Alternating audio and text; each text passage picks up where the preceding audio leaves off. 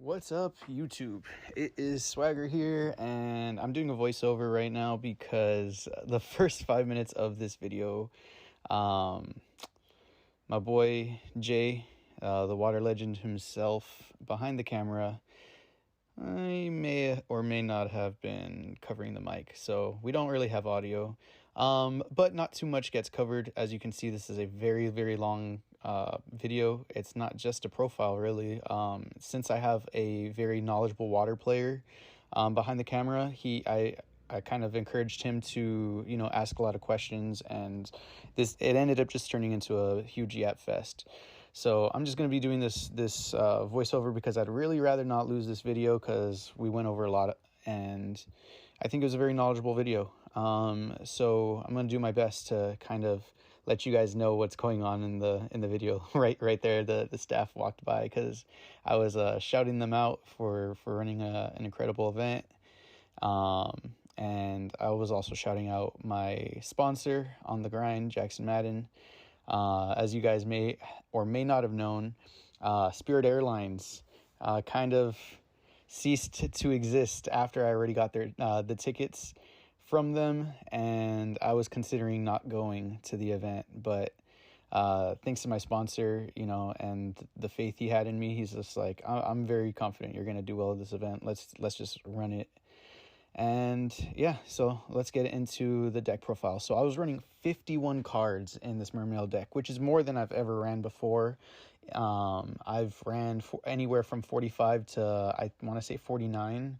And this time I threw in 2 extra cards because of the man behind the camera. And we'll get into that in the part of the video that actually has audio. So first things first, we're running 3 Genix Undine and 3 Controller. This card is so good. It's the best card in the deck. That's kind of the reason why I don't call this deck Mermail or Atlanteans. I call it Water, because the best card in the deck is neither of those archetypes. It's Genix Undine. And 3 Undine actually came up multiple times throughout the day. I want to say at least 4 that I can remember. 4 times it came up where I summoned the 3rd one. Now I think in like at least 1 of them, maybe 2. The 3rd one didn't matter too much. It just helped me seal the game, but I'm sure I would have been able to win regardless. But there were at least 2, maybe 3 times that I really needed that 3rd one to resolve. And I want to say there was twice where people didn't warning my Undine because they're like, oh, you've already resolved 2. Like you're just, this is just a bait.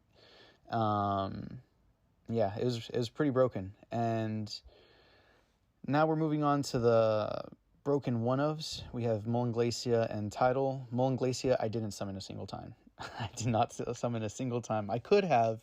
Also in my top 4 match, I definitely could have. But I ended up going a route that let me summon Abyss Gaios instead. I thought that was better because I had Emptiness.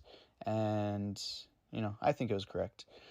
Also, like, the next time the camera comes down, I look at this mat. This mat, we have Dracosac and Pleiades. And I don't think I've ever had a Dracosac mat or any mat with hat format monsters on it. So I think it's pretty sick. And it has like the RRC, the Motor City tournament, and runner up since we were able to get 2nd place in this. I think Jay's asking me if I would ever cut it or play multiple copies of Molenglacia. I wouldn't do multiple, but I've seen people do that as well, like even side some. I wouldn't, nor would I don't think I could ever cut it, even though I played only 51, or I played 51 and didn't ever use it. I could have, and I think that's important enough to have it in your deck, because when you do summon it, it's usually just such a blowout. But we're coming up on the time that the audio is going to fix itself. So I appreciate you guys sticking through the video and dealing with this this voiceover, but hope you guys enjoy the rest of it. And it's a pretty good profile. Just add it to the list. Yeah. So as for the level 7 mermails, we played 3, 2, 1. A lot of people play 1 megalo. I think most people. Would you say most people play 1 megalo? I would say most people. Yeah. This card is so broken with salvage. So. And there's so many times too, not even just with the hand effect, but summoning it off Lind is huge. It's huge. Yeah, I was able to like I set an infantry one time, and I was able to flip the infantry, tribute it, attack twice, pop a card, and it's really, really, really powerful. And lead is, I've heard people sometimes cut lead too, and I'm like, that's the boy. Like he rips cards. He's 27, 32 with Dweller. He attacks over Leo.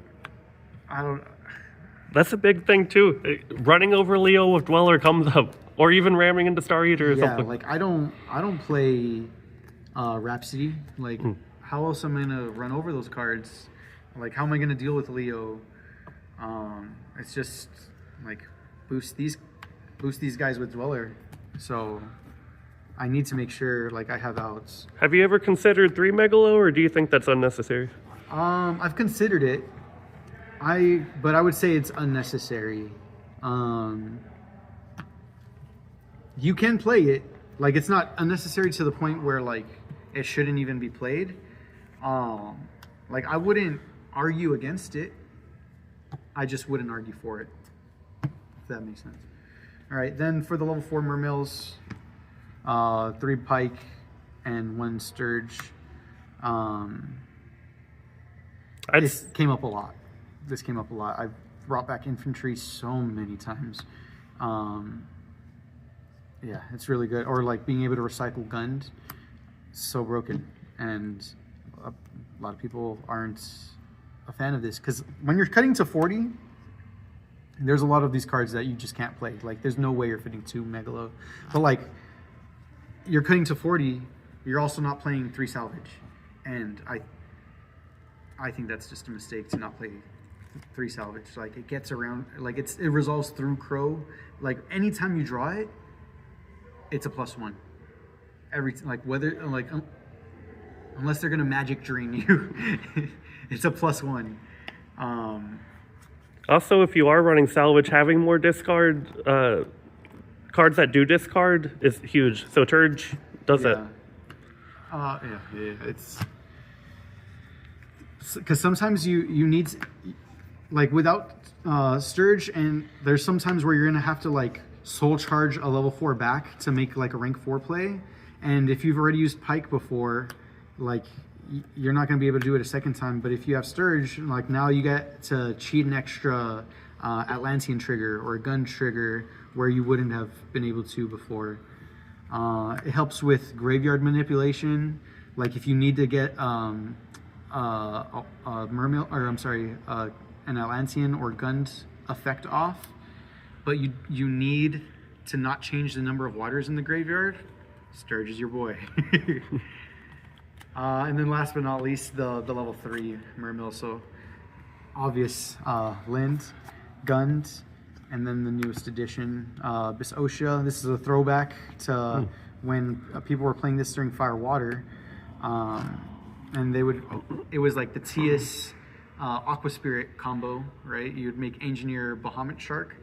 But this, it's a lot cuter. This is a new combo. It's a lot cuter, and it's created by the man behind the camera, and it involves both of these cards. But we'll get to that. So yeah. Also, we played 1 Goblinberg.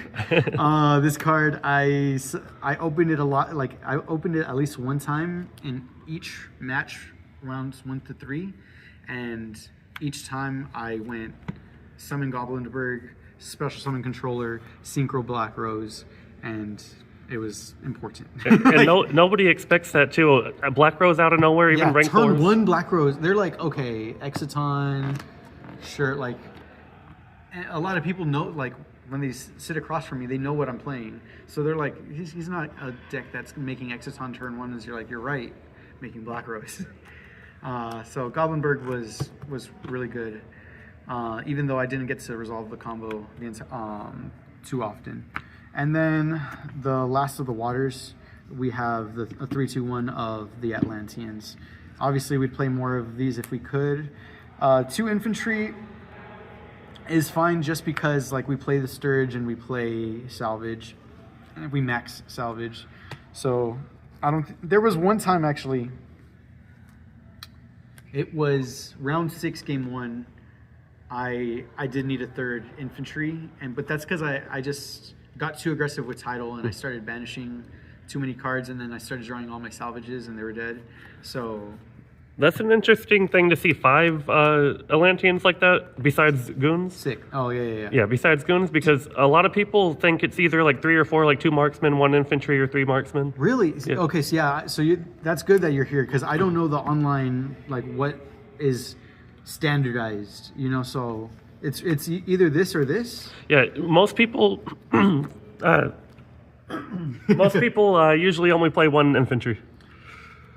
Yeah, I mean, I understand that when they're playing 40, but being able to undine for infantry twice is really big. And then this is what makes my Girgia matchup so free. Like, I think I played 2 Girgia, but my top 8 match, it was over quick, because he opened how a normal Girgia player opens, and I opened how a Mermail player opens, and it's just, they set armor set 3 and I summon Undine if you don't have warning.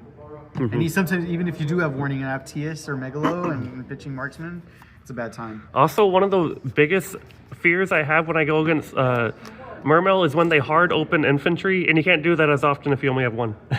Yeah. Like being able to like pike infantry or TS infantry, it is pretty big when you go second. Moving on to hand traps. Yes, multiple hand traps, not just 2 Maxi, but we mained 2 DD Crow. Oh. And this was broken. We, even against decks it's not supposed to be broken against. Like I was telling you about, I played the Girgia matchup round 3, and he just went normal summon Arsenal, activate effect, special summon Girgiano, activate effect to special summon the Arsenal back, and then I DD Crow'd the Arsenal, and he had to just set up 1 back row pass. So as opposed to facing down Girgigant set 1 or set 2, turn 1, I don't have to worry about that, and I had a slow hand, and we were able to like, I had a very reactive hand, like with Lind, and instead of having to worry about like I have to deal with this Girgigant right now, like he had an accelerator in hand and no other monsters, so he wasn't even able to apply pressure his next turn. He had to like go multiple turns without pushing. And what made you decide on only 4, and also the 2-2 ratio? Why not 3 Crow? Why not more hand traps or less? I mean, so with the Maxi, I've always only played 2. Honestly, didn't even think about putting the 3rd. Like, I think the best deck is Mermail, but I know that's not the common consensus. So, like, my worst matchup, I say, is Bujin, and like Maxi does not help me at all against Bujin. Maxi does not. It's okay against Hat and Gears, and that's like by and large the most represented deck. So I'm cool with playing a couple of them where I can, and I get my 1-for-1s or stop their turn or stop a push when I can, but I don't think I'm ready to overcommit and put in a 3rd Maxi or a 3rd DD Crow unless Water starts becoming more and more popular.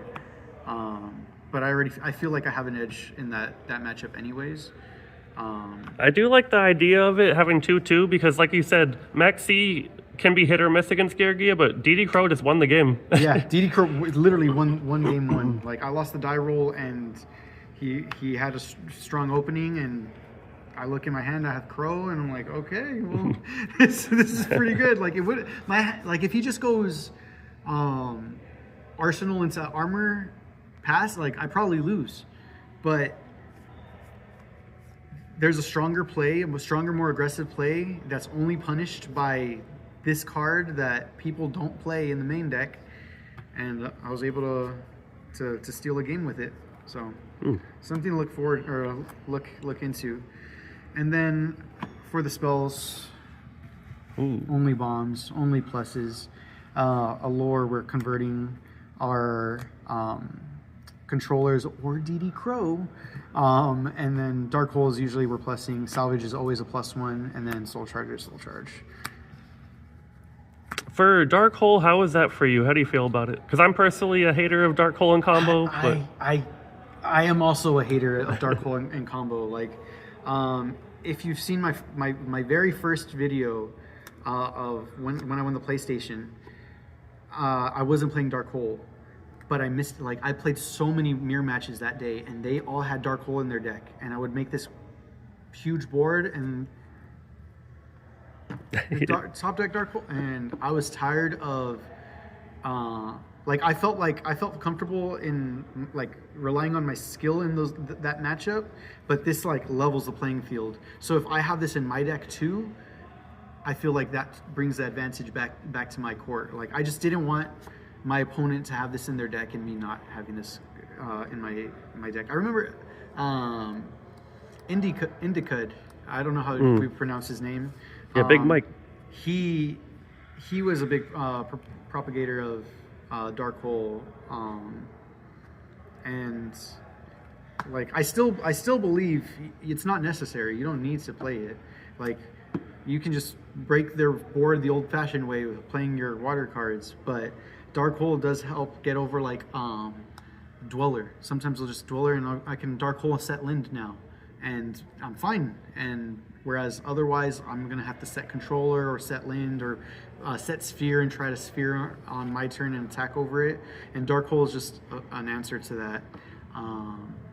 So by and large, Dark Hole was a very good card for me this weekend. Onto the traps, definitely 3 Sphere, 2 Breakthrough Skill, and 2 Vanity's Emptiness. You upped it from 1. No, I've always played. I think I've always played 2. Oh, maybe I misremembered. I played 1 Breakthrough Skill at some point in my life, and I played 2 Wing Blast, but then I switched this around when I think I just started playing online a couple years ago, and I saw how this guy likes mermails. This guy likes mermail cards. water cards. My apologies. Congratulations, brother. Appreciate it, man. So I think I played 2 and 1 because I really liked Wing Blast, and I still do. But Breakthrough became more and more of an important card, so that I made that switch. But I think I've always played 9 traps. It just used to look like this before. Okay. A second Phoenix. So how were these traps for you? How was Breakthrough, Vanity, Phoenix? Did you like one more than the other? Torrential's MVP. Torrential won a lot of games. Torrential's a card no other card could replicate. It just wipes boards. I wouldn't. Okay. We're it tries to replicate, but yeah, Torrential's broken. Sometimes Needle Sealing's better when like Infernity. that too, but like there's times where like I set my Lind to a Dweller and another monster, and then they summon something, and I'm able to torrential or to Needle Sealing, and they chain their Dweller, and if it was Torrential, I would have lost my Lind and not gotten effect. So there are instances where Needle Sealing, like even in this tournament, where Needle Sealing was better than Torrential, but Torrential just ends games. Like it beats me too. It's very good against Mermail. Emptiness is broken. I think Wing Blast is really, really good. Like we don't play 3s. It's not like we're seeing it every single game, and it gets sided out sometimes, but when it's good, it's great. When it's good, it's great. All right. What do you think's more fluid to go into. Are we going extra deck or a side deck? Let's go extra deck. Extra deck. That way we could talk about the OSHA combo we were talking about earlier. Yeah. So, rank 4s. The same rank 4s I always play. Oh, Ragna. Ragna 0. This is the only card in my extra deck I didn't summon at all. But there was a Fire Fist Artifact Trap Tricks guy that is a very bad matchup for me, that I would have needed this. Or there were a bunch of Quackimeiros. I don't know if they were playing Artifacts and Trap Tricks too, but Quackimeiro decks. For some reason, Beast Warriors just handle Mermails. Like, I think it's because like so many of their stuff can make Pike miss timing if I summon it off of Lind. So basically you can't summon off Lind or summon that off Lind. And it really causes a big problem. Lots of problems. So this really helps me in those matchups and Bujins. I played against the Bujin. That was my one loss in Swiss. And I didn't summon it because he was a Kaiser Coliseum guy, not a tanky guy. And then my rank 3s, the standard, and then Invoker. And we'll go into this in a little bit. That's the boy. Rank 7s. This normally I'll either play a second Big Eye, sometimes a second Gaios. But I opted, like, I had to make room for Invoker, and I wanted to play Ragna 0. So I ended up cutting those cards, or cutting the second Big Eye and the second Leo. And there was a time where I needed a second Leo. Like, I lost the game because I didn't have a second Leo. So I guess in this particular event, it would have been better to have this. But Ragna 0 is my boy. Like, it also destroys a card, draws a card, and triggers Dragoons. Like, it's so good. It does so much. What were you going to say? Also, Abyss Dweller in general is just one of the scariest cards for Mermail. Yeah, and that this deals with it that deals right with away. it. If you're able, like, your Honor Arc is gone, or even if your Honor Arc's not gone, and they have the Dweller with Ice Hand, and they've already Dwellered this turn. Obviously, you don't want to make this because they can just respond to your summon with Dweller. But actually, I think you have turn player priority when if you have a Dweller, I can summon this, and then I have turn player priority to activate this card in its effect. I'll have to check in on that. You do. Yeah, so I can pop that before they detach with Dweller. Yep, it's like Exciton. As soon as it's summoned, you have priority. I have priority. Oh, snap. Okay, well, I never got a chance to do that, but yeah, that was very important. Also, one more thing is some people argue against Gungnir. What do you think about it? Anytime I'm summoning Gungnir, it's game, or it's a desperate situation where I have like a Pike that floated the next for a turn, and I have 2 or 3 controllers in my hand, and it's like summon, synchro. I don't want a Black Rose because like I'm about to discard some cards so my controllers are now 1-for-1ing, and now I have a 2500 body attack. If I have a title left over and I didn't want to make a Leo with that controller, now I can put up that's 5100 damage with this Gungnir and title, and then I'm overlaying into one of these guys right here. So yeah, I think Gungnir's a staple in the extra deck. There's also times too where you have like weird game states where you can make a level 7 and Black Rose can't make Gaios, but Gungnir can. Gungnir can. there was a time like I played Chainburn, and I wish I could make it, but it needs water non-tuners, so I had to make Black Rose each time. And then I was like looking, I was like, do I have a plant like in my deck so I can banish it and turn a token, like a scapegoat token, to attack? And I was like, I just don't. So that was a little sad, but just to get Ojama tokens off my board, like I summoned controller, synchroed with 2 of them, and made Black Rose.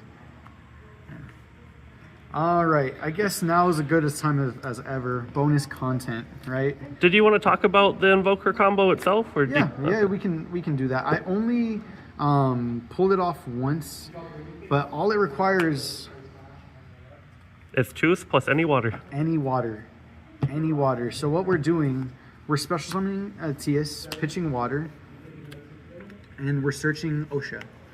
And we'll normal summon it, activate effect, we target the Tias so it doesn't leave yet. And then usually I'll get Turge to get that in the graveyard, and then Lind. But sometimes I'll get gunned if I have salvage. So then I can just bring, it's a way I just search gun to my hand. And that's another bonus of having Turge, is that if you don't run Turge, it's kind of like you're missing out on a free like plus 0.5 or something. Because you just get a free resource in your grave. Yes. So we get right here, and we're overlaying for Invoker. We're detaching to special summon a level 4 Earth Warrior, Beast Warrior, and we're summoning Goblinberg, right? So now we're overlaying, and we're making Lavalval Chain. We're detaching, and we're sending Tidal. And now... And it's also important you detach the water. Yeah, you want to detach the water because now, if you look over to our graveyard, we have 5 waters in our grave. Exactly 5. So if we have Mullen Glacia, we're dropping that right now. Or if we opened Tias Dragoons, right, if this was Dragoons, we just searched the Mullen Glacia and we're dropping it right here. There's also other cool plays to do if you have Soul Charge. Like you can make, you can end on Engineer, or you can end on Gaios. You can end on Dweller, and what else did I summon with my Dweller? The combo you had with Soul Charge was you summoned Dweller and Mullen Glacia. Because you dumped Dragoons off of Laval. With Laval, instead of dumping Tidal. So in order to do that combo, you need to make sure you get Pike, and you have to have another water in your hand. And you have to send Pike because you're gonna Lavalval Chain, you're gonna dump Dragoons, and then you're going to Soul Charge these back, and then you're gonna Pike effect to get that 4th water back in the grave. You're gonna overlay into Dweller. You'll detach here, and then now we can search for the Mullen Glacia wherever it is hiding. Right, and now we back at 5, and this is a very, very powerful board. That is a crazy board. It's a very powerful board. Like if they do not have Dark Hole, it's over. It's over. You're up plus infinity. Yeah, so there's just a lot of nasty things you can do with these cards. Also, did you want to talk about why specifically you run Goblinberg over another warrior? Well, as I said before, we can summon Goblinberg and special something, but there like in semis, I just opened this, right, and another water. So you do that, you search. I searched Gund, I want to say, or no, I think I searched Lind. I think I still searched Lind. But yeah, we search a Mermail card. I can normal summon this, special summon. I can send this. I'm still summoning I'm summoning this and a Lind or Gund, whatever I need at that moment. Second place, guys. Second place. Good job, man. Appreciate it.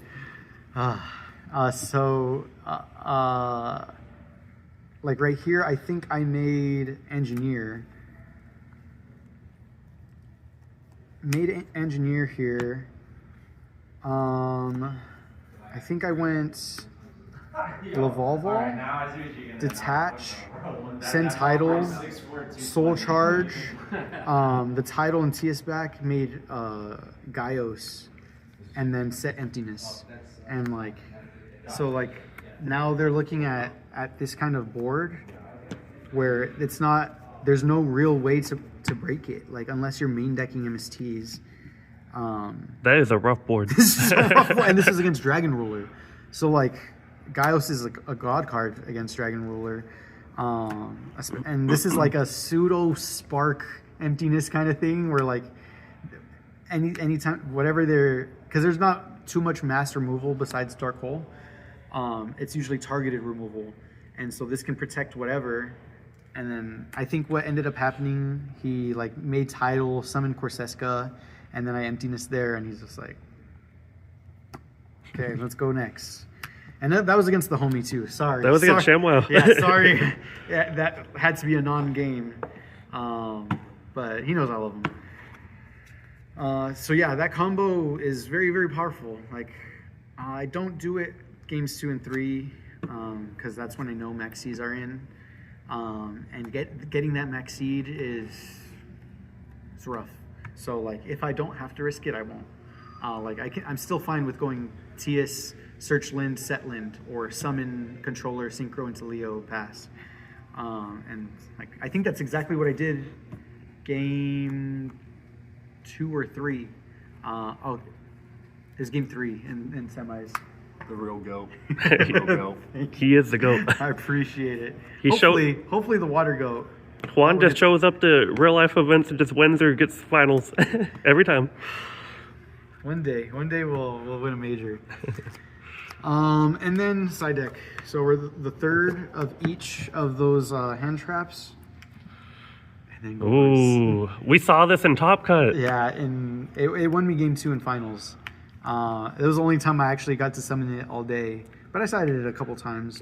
It was very good against Hat because, like, first of all, it's just very unexpected. Oh yeah. And then like they can't trap trick trap hole it. They have to have Sanctum. And then I'm like, by that time I have 3 DD Crows in, so like usually ignition or Call of the Haunted play is not gonna like deal with it. Or if I have a breakthrough skill, like they need specifically Sanctum, and if they don't have it, Gores will just carry the game. Also, I remember sitting with Oscar. We were watching your Top game, and we were like, "Gores, what the fuck?" Dude, I wish I could hear the reactions when I dropped Gores. Like my opponent had Justin. He had a really cool reaction to me dropping Gores, but I don't know. This is my boy. Yeah, it's definitely unexpected, but when it drops, it can win. Yeah, like, even in Hat. I think people thought I was just like I had the token because the token just sits on top of my extra deck, just to have it, and it's like, no, I play Gores, and it's also good against like the OTK decks, Heradic, and Karkuri. So like everybody takes the Maxi challenge because they're like Gores isn't real, so it's nice to have a way to punish them. Like, first of all, survive. And then punish them. And then when Water has 15 cards in their hand, like if you're not winning, you're doing something wrong. 5 of these because we just want to play the game against floodgates. All my homies hate floodgates. All my homies hate floodgates. This came in against rulers too because of emptiness or rivalry. And skill drain, and he played DDR, and I was like, okay, like, well, sometimes DDR, like, he's banking on his DDR play going through, and like, if you have Twister for it, like, it can be backbreaking. Oh yeah, I was playing rollers this event, and against your teammate, I sided in like, I think a total of 5 floodgates, so it's nice having all those outs. Yeah, you definitely want to have as many because you just want to play the game. Like, I say it all the time, if you're playing Water and you can play the game, you're probably going to win. In finals, I lost game 1, unplayable hand. Game 3, I forget how I lost game 3. Oh, game 3, it was not unplayable, but it was just pretty bad hand. Also, on Twister, what do you think about Dust Tornado versus Twister? Or I need Twister just because I need to play. I want to play right now. Mm-hmm. Like, I need to play right now. I can't afford for it to get to set Dust and have to wait a turn, and I need to play the game right now because who knows how long they've been sitting on this floodgate and how many times I've drawn pass or drawn set pass. Like, this deck can just explode out of nowhere, and having that extra turn, like right now, like, sure, I can't hit face downs, but like even my MST is rarely hitting a face down. Yeah, that's another point. It might actually bait you to not hold it for the floodgate. Yeah, I did mess up though. I had MST and I was like trying to wait for him to like, I wanted to chain it to the skill drain, or I was like, oh, maybe it's rivalry and I can just chain it to that too, and then it was torrential. And I'm like, I should have just shotgunned my MST. But learning lesson, next year when I play this format, I will remember that. Oh, we didn't go over catastrophe. Oh, my bad. We got the bomb spell trap remover. Yeah, we want to play the game. We want to play the game. 7 floodgate outs. Yep. Yeah, I feel like there's not too much to be said. I know you like Chain Whirlwind. Yes. And it's like its synergy with Abyssphere is really, really cool and all. And I would have considered it had I brought it, but Melcat, its blowout potential is bigger, although it's easier to be played around. Like they might just set one, or they just, instead of ramming with their hands, they set them and make me deal with it. But I think next event I'm gonna try out 1/1, like Chain Whirlwind and Melcat. The thing about Whirlwind 2 is it's not a consistent floodgate out like Catastrophe can be. Yeah, Catastrophe. It's like, because if they're not triggering Catastrophe, that means they're not attacking, and that means we're living. So I'm usually good with that. But then the thing is, just Catastrophe existing does that. Like, I can set Whirlwind and they still play around Melcat. So I don't know. We'll think about that. 2 Needle Sealing, any combo deck or any deck that scares me. Oh, I'm just yeah. like, even if it's not a combo deck and it's just like a deck that can put some cards on the board, even if it's not fast. Like I had mentioned, being able to set Lind and Needle Sealing and get rid of their stuff, including a Dweller, where Torrential is not capable of doing that. And then last but not least, 3 Light Mirror. Ooh. I typically don't summon or play this against Hat because a continuous trap is not great against Ice Hand. Because usually we can play around Ice Hand pretty easily, but if we have this, we can't. Like, they're guaranteeing getting their summon. But if I've noticed, like in game 1, my opponent is like very aggressive with their ignitions. Like, they're always popping their own cards, like and doing it immediately. They're not ever holding it for Sphere or any of my back row. Light Mirror comes in sometimes, but it's usually more for Bujin and those Light Sworn, Light Ray decks. And this is Blowout. And Bujin's one of the hardest matchup. You need something. It is my hardest matchup. The people on Discord, in the Water Discord, disagree with me. They're like, what are you talking about? Bujin is my hardest matchup. And Fire Fist Artifact Trap Tricks for some reason. But, yeah, I just... If they're able to summon Yamato and with Kaiser Coliseum and protect themselves, I can't play the game. Or if there's somebody... Like, my opponent, he went... summoned a guy, played 2 Kaiser Coliseums, I was like, and I had 1 MST, and I'm just like, well, okay, I'm playing under Kaiser Coliseum this game. But yeah, so that's the deck.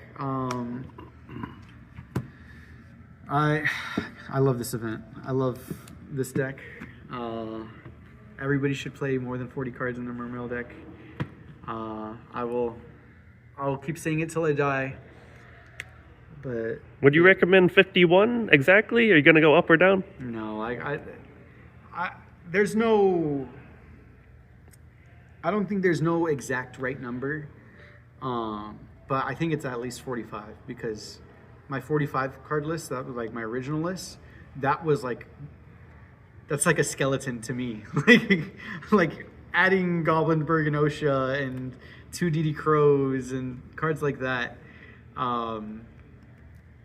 Like I would never cut any of those 45 cards to make room for it. So I see a card, I throw it in. The next card that's probably gonna get thrown in, I was just thinking about it and now I forgot it. Maybe Squall. Squall's tight. Squall's a searchable bomb. Searchable bomb. We love searchable bombs. But yeah, that's basically it. But shout out to my sponsor, On the Grind, aka Jackson. You're the GOAT. There were issues with Spirit Airlines, and that was where I was flying originally. And if it wasn't for Jackson, I would not have come here. I would not have been here. Like I was like saying this, it wasn't gonna be worth it to like overpay on a flight. And he was like, "No, dude, I trust you. Like you'll do well. I have 100% faith in you." And so thank you for that. And then shout out Hank. Oh, Hank. Oh, wait, matchups. Oh, Really quick. Round 1, we 2-1'd Hat. Round 2, we 2-1'd Hat. And that was the guy that we lost to in the finals, Justin. But that was a really funky game because we went into time, and I did a super suboptimal play going into time just to get into the battle phase and attempt to do damage because we were both AK. And I do a super suboptimal play, and the judge comes in. And he's like, "You have a 2-minute time. Your 2-minute time extension starts now." And we had both forgotten. We were already shaking hands, being sad about a draw, and I was like, "This is not good." Like, it's really bad. And I think he did a Heartland Draco play on his last turn. And he was a really great sport about it. Like, both of us, I think we both, like, gave our opponent a chance to, like, we didn't just tank the last minute and accept the draw. Or, like, I could have tanked a minute and got the draw. He could have tanked 50 seconds and got the win. He had Heartland Draco attack me for 2K, and you could have just been, and then with 5 seconds left, pass. You know, but he had one card in hand, I want to say, and he passed. And then I had Undine Tidal, so I was able to pop and special summon Tidal and attack for more than 2K, and that's how I won. But like, he did super suboptimal plays too because of time, and it was just a really bad spot. So it was good to play him again in the finals, and very good player. We both bricked game 1 of the finals, but he bricked a little less than I did. Round 3, I played Gears. I 2-1'd that. Round 4, I played Sham, and he was on Rulers. 2-1'd him. Round 5, lost to Bujin. 1-2. Round 6, I played Mario, aka Julio, and we drew. We went 1-1. Game 1 took forever. Like forever. We both had opportunities to win. I was in the driver's seat actually, and he stole it. He played out of his mind. I drew very bad late game, but it's my fault. I should have closed it out earlier. So then I was able to win game 2 in time, and then we got a draw. And then round 7, played Chainburn on the bubble, and it was terrifying. Round 1 or game 1, I stole. Game 2, it was over in like 2 turns because he gives me 5 monsters, and then just desserts, secret barrel, chain strike, and it was like chain link 7. I was like, so instantly died. And then game 3, I opened pretty strong, and I was able to put 3 monsters on the board, and he had Ojama Trio, and it was just dead the entire time. And I just made sure to keep the three monsters at all times. I had made Draco Sack, and I was like popping every turn. Lead was ripping a card from his hand every turn. I was able to stop one of his cards with a Sphere Infantry play. So I got really lucky there. He knew what he was doing. Like, he wasn't just slamming cards. Like, he knew what he was doing. That's another reason Mermail's the best deck. It beats Altwin. Altwin, yeah, we were just talking about that. So yeah, beating Altwin, it's nice to because you just plus so many cards, and like you out advantage them. And like, I think the way they win is like they need to draw their Recklesses, they need to draw Accumulated Fortune and Card D, and we have ways to stop that, like those cards from resolving. Top 8 played Max Reynolds. He was on Girgia Car Curry, and I 2-0'd him. And yeah, just every time he had gear, whether it was set or face up, I had Undine, and I just either send infantry or marksman, and I don't think he resolved Girgia Armor a single time. Top 4, I played Sham again. Top Rulers, 2-1'd him. And then finals, I lost to Justin in the run back, 1-2. and that's where we dropped Gores. And it was hot. How impactful do you think Gores was in that match? Game 2 is broken. If I drew game 3, I probably would have won. So, yeah, play Gores. Do you think it messed up with your ability to set back row? Or set lens or something? No, like I set Malcat. They attack directly on I Malcat and then summon Gores. Or like even against in the finals, he attacked with Mermail, I flip Sphere and he ignitions it. So if he doesn't ignition it, then I'm happy I get my land effect and I just drop Gores later. But he has an answer for that. Whereas any other time I'm like so sad. I was like, I lost my Sphere. I'm like, well, I'm dropping Gores now. I have a 2700 guy that you only have Sanctum to deal with, and if you don't have it, it's gonna be a bad time. But yeah, okay. Now I think we're done. Shout out Ching for giving or lending me this bag for the weekend. I'm gonna buy it off of you. It's great. No more backpacks. These are the future. But yeah, so that's it for me. See you guys.